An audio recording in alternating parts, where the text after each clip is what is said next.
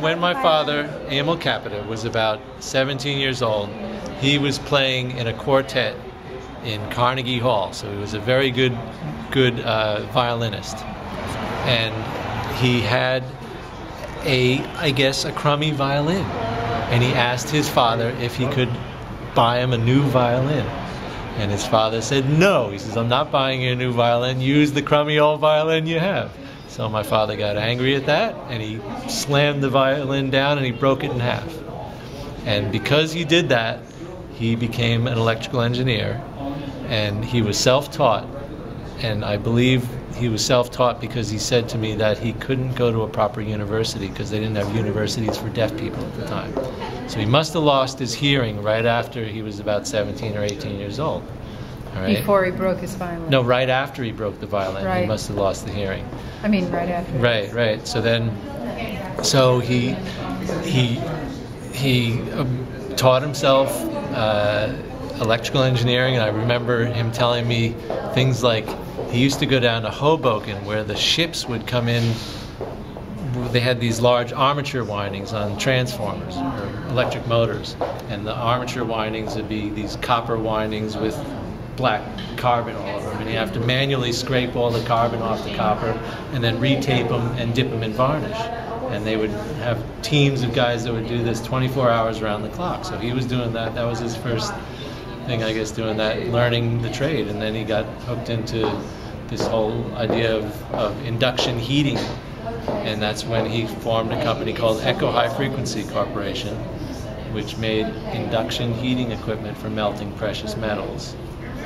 And he actually mid all the melting equipment for melting uranium for atomic weapons, which started the arms race, nuclear arms race. And it was very interesting because I remember him telling me the story that he went to Oak Ridge, Tennessee, and he stood up against all these nuclear physicists and all that. They were melting uranium by the ounce, and they couldn't figure out how to melt it by the ton, you know. And my father stood up and said, "Why not?" And they said, you know, they all had their reasons.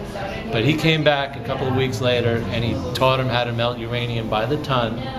And sure enough, that started the arms race. Then he made all the equipment for them. Americans are now winning the arms race with Russia. Who calls him up? The Russians call him up and ask him if they could make the equipment for him. He goes, well, it's a free country, why not? He goes and he makes the same equipment for them, gets all the equipment made, gets it down to the docks. They're loading it on the boat. Who shows up to tell them they can't load it on the boat? The FBI.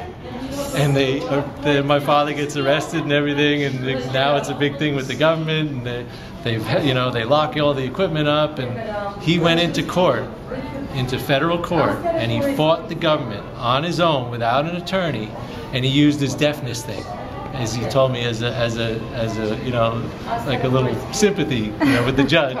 And he kind of, oh, I can't hear what you're saying, you know.